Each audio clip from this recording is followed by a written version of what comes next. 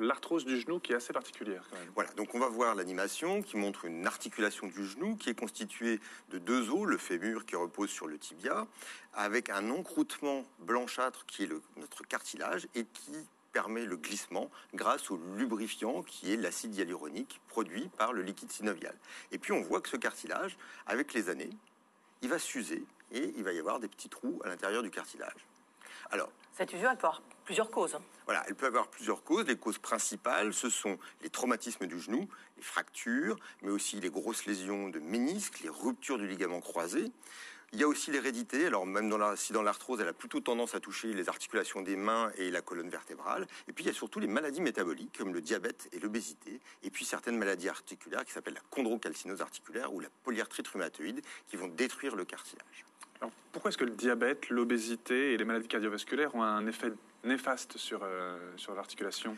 Alors, comme vous l'avez vu, le cartilage est blanc. Il est blanc parce qu'il n'est pas vascularisé. Il n'y a pas de globules rouges, donc il est tout blanc. Il n'est pas vascularisé, il n'est pas innervé. Donc, il ne peut pas saigner et il ne peut pas faire mal. En fait, la vascularisation du cartilage, elle se fait par l'os qui est en dessous, par ce qu'on appelle l'os sous-chondral. Or, on sait que le diabète et l'obésité vont avoir tendance à boucher ces petits vaisseaux, ça s'appelle les micro-angiopathies. Et donc, à partir du moment où ces vaisseaux sont bouchés, les cellules souches du cartilage vont plus être alimentées. Le cartilage va s'abîmer, s'effriter et se détruire au fur et à mesure.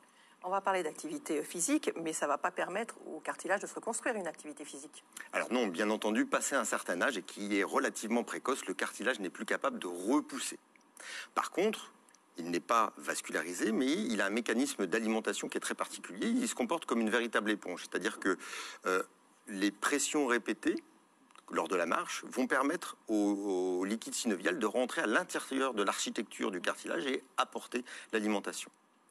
Donc, en cas d'inflammation ou en cas d'immobilisation prolongée, cette alimentation du cartilage va plus se faire de manière correcte et donc le cartilage va s'abîmer et s'effriter.